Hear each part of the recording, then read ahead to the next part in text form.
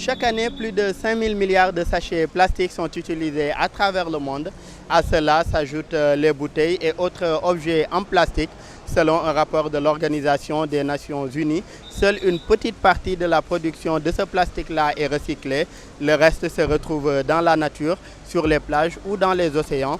Pour faire face à ce péril plastique, le Sénégal a renforcé son arsenal juridique à travers la loi numéro 2015-09 du 4 mai 2015 relative aux sachets plastiques de faible micronage et la loi numéro 2020-04 du 8 janvier 2020 est entrée en vigueur depuis avril dernier. Qu'en est-il de l'effectivité de cette loi-là? Quelles sont ses conséquences sur l'environnement? Qu'en est-il aujourd'hui de l'attitude de ces usagers du plastique depuis l'entrée en vigueur de cette loi? Et qu'en est-il également du recyclage de ces déchets plastiques-là et des alternatives au plastique?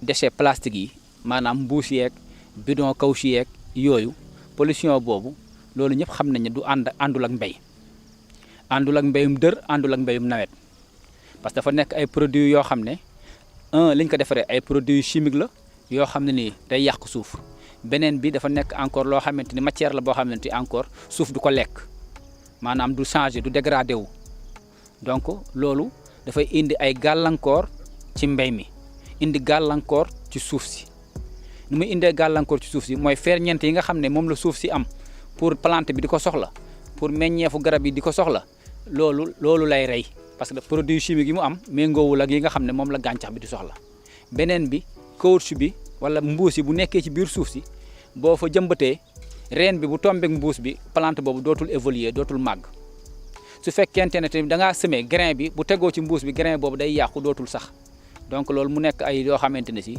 day gàllankoor mbéy mi lu bare waaw. Parce que le plastique, vraiment, quand on parle du péril plastique, c'est par rapport à l'agriculture, parce que le plastique nuit beaucoup à la production agricole. Mais aussi, il faut penser que il y a pour la divagation des animaux, le plastique aussi cause beaucoup de problèmes. Mais aussi, on peut énumérer aussi la pollution visuelle. Parce que vraiment, parlant des sachets plastiques, c'est vraiment une pollution visuelle. Et on a l'habitude de dire que dans nos communes, le plastique constitue vraiment un fléau. Et il y a une quantité énorme est produite à l'échelle des maisons, ce qui contribue vraiment cette prolifération conduit à nuire notre environnement directement.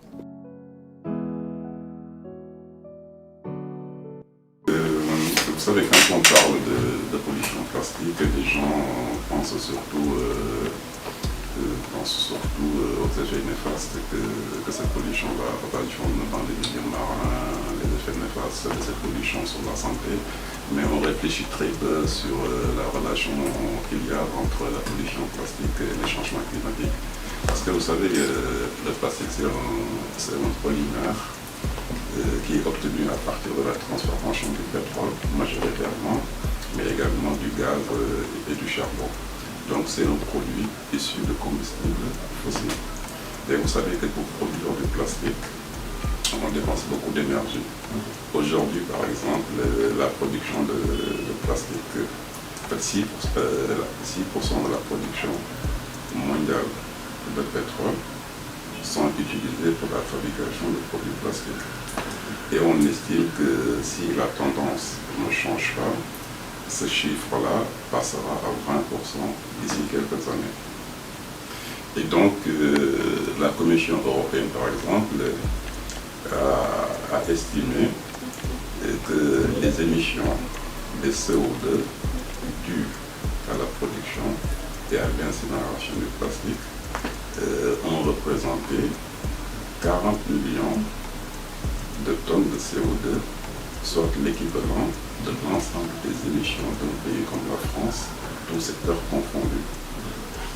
Donc, récemment, les chercheurs de l'université d'Hawaï aux États-Unis ont publié en 2018 une étude qui montre que les déchets plastiques, en se dégradant, libèrent des gaz à effet de serre comme le méthane et l'éthylène. Et vous savez que le méthane, c'est un puissant gaz à effet de serre, 30 fois plus puissant que le CO2. Donc la production et l'incinération du plastique représentent 400 millions de tonnes de CO2. Vous savez que les océans absorbent 40% des émissions anthropiques, 40%. Donc les océans contribuent à réguler le climat terrestre. On soupçonne aujourd'hui les déchets plastiques qui s'accumulent dans les océans d'interférer avec les processus biologiques qui font que le plancton capture le CO2 en surface et le séquestre en profondeur. Et donc, ce qu'on appelle la pompe biologique est perturbée du fait de la présence de plastique. Et cette perturbation-là a pour conséquence une augmentation de la température terrestre.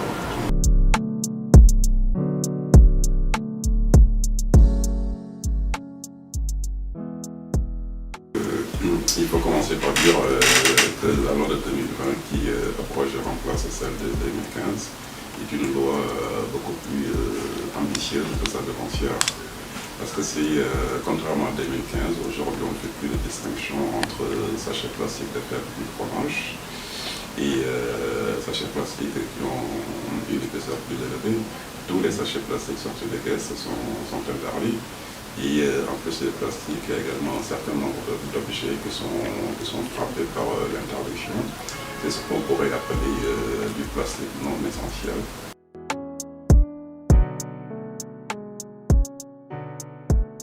Moi, je pense que la première loi a été vraiment relue par des experts et il y avait vraiment une incompréhension au niveau des consommateurs, mais aussi de tout ce qui est cible à la base. Parce que la première loi, on disait que le plastique moins de 30 microns était interdit et je pense que les producteurs ont réussi leur communication parce qu'ils ont fait une communication par rapport à l'utilisation pour dire que c'est le sachet plastique en couleur noire qui est interdit. Et cela a montré vraiment la prolifération de d'autres couleurs de sachets. Donc je pense que la nouvelle loi elle est venue à son heure. Parce que je pense que même concernant... On ne parle pas de micronage pour cette nouvelle loi. Il y a des dispositions vraiment juridiques même qui interdisent vraiment la production, mais aussi...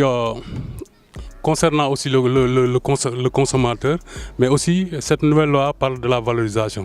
Et aussi il y a l'aspect de consignation qui est vraiment une trouvaille magnifique. Parce que si on fait la caractérisation des déchets à l'échelle de maison, on voit que ce qui est produit, ce n'est pas seulement le plastique, le faible plastique, mais il y a ce qu'on appelle le PET et le PHD. Et je pense que la nouvelle loi avec cette règle de consignation promeut l'économie circulaire des déchets.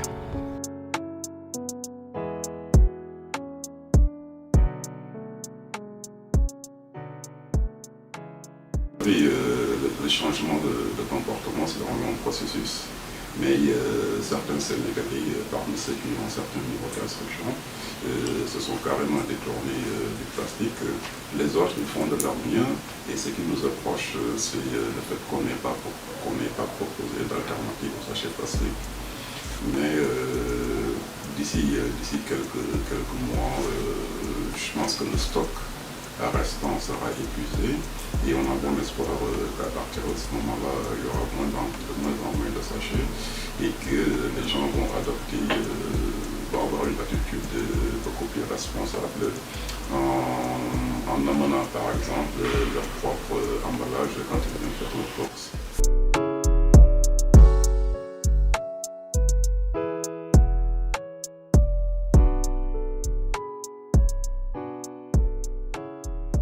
ñun yàlla dimbal nañu aussi liggéey bi ñuy liggéey yenn emballage yi ci mbuus lay ñëwee parce que fekkente ne yenn graines yi semence yi buñ la koy jaay ci détail léeg-léeg dañ koy def ci ay sachet plastique mbuus booy jënd tamit ay produits phytosanitaires yooyu en général ay bidons yi ay bidons plastique lay doon mais def nañ ci ay formation parce que déjà poison la mënoo ko bàyyi noonu ci à l'air libre noonu bu ñu ko utiliser ba pare dañ koy dajale bu ñu ko dajalee ba ñu am ci benn quelque kii ñu boole ko ak ñax mi taal ko ñun dañ koy taal léeg-léeg sax daana am ay bawol daan fi jaar di for bidon yi naan dañ koy raxasi pour ci defaat yeneen mais ñun dañuy bañ loolu mu jigi ñun ñëpp bi ñu réunir dañoo jàpp ni képp koo xam ne pare nga ci say bidon phytosanitaire bu ko bàyyi noonu am na foo koy denc ba nga xam ne nii boo ci amee benn nombre bi nga dajale ko nga taal ko pour mu bañ a exposé wu encore mu bañ a yàqal ñeneen.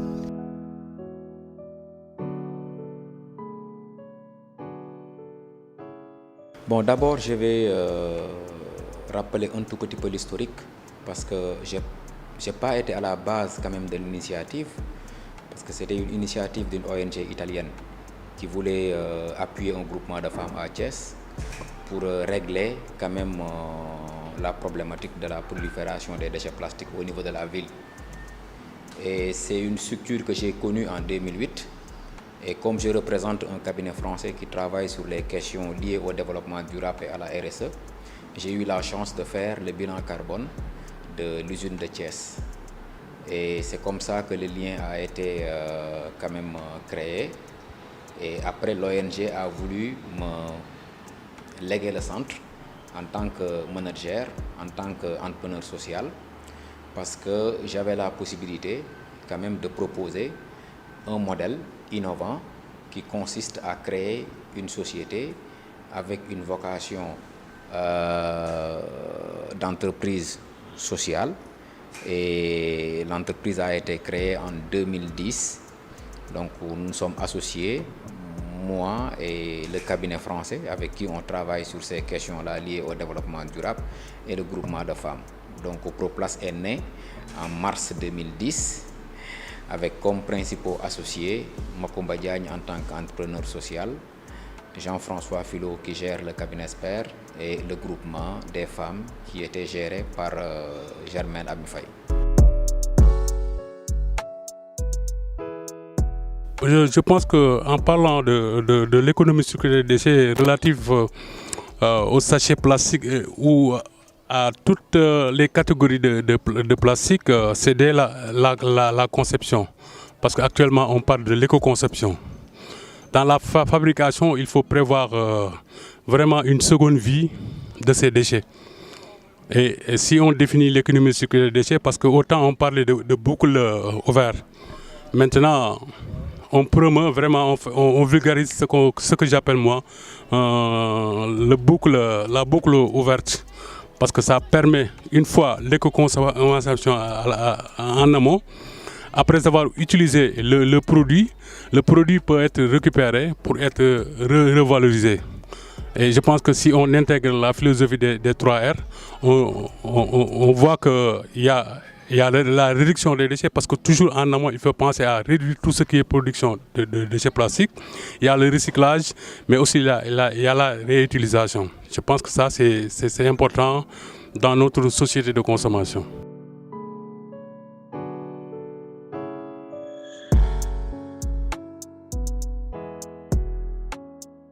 Et pour moi, la seule solution, c'était vraiment au fait, le recyclage dans une logique d'économie circulaire.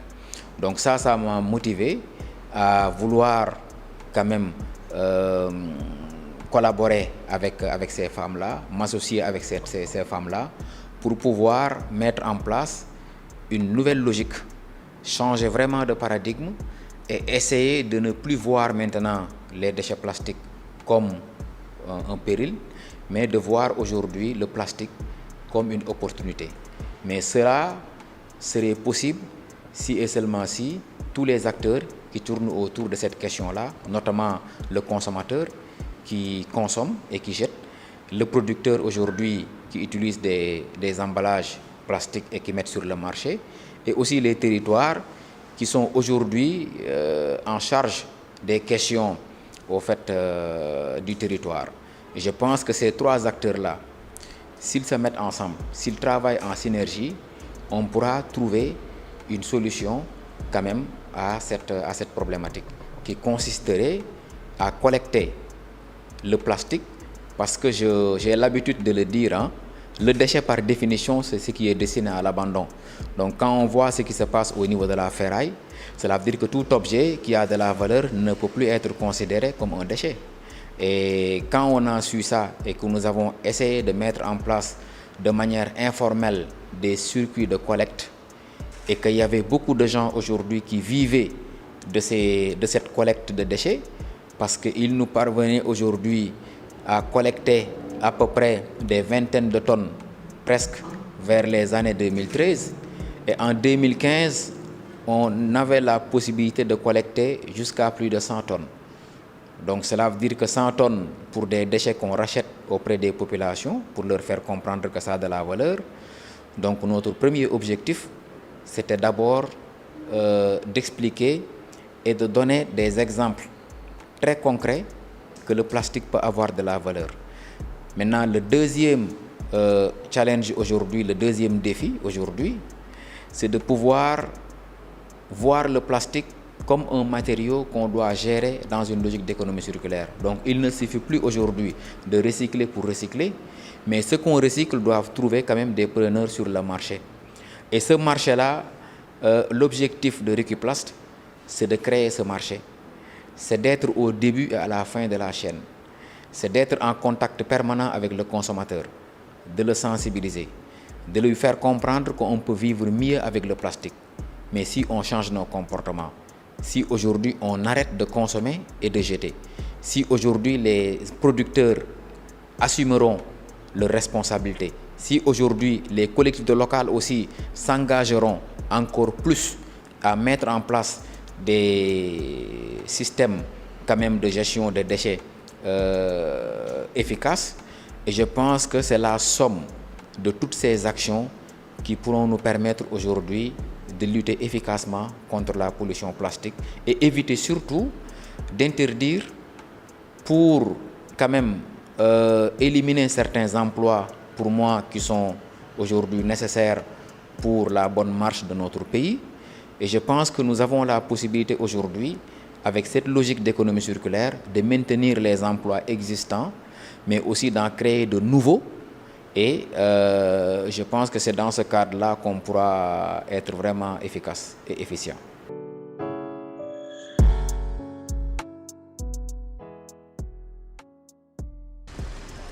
Aujourd'hui, de plus en plus d'associations et d'entreprises se spécialisent dans la valorisation des déchets plastiques à travers le recyclage, ce qui devient sur toute la chaîne une activité génératrice de revenus et pourvoyeuse d'emplois.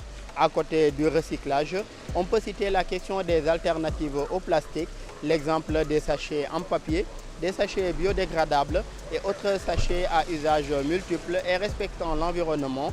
Sur ce point, certains usagers se plaignent de la non-disponibilité du produit ou de sa cherté sur le marché. Dès lors, il serait intéressant de travailler sur des mécanismes qui faciliteraient l'accès aux usagers des produits biodégradables.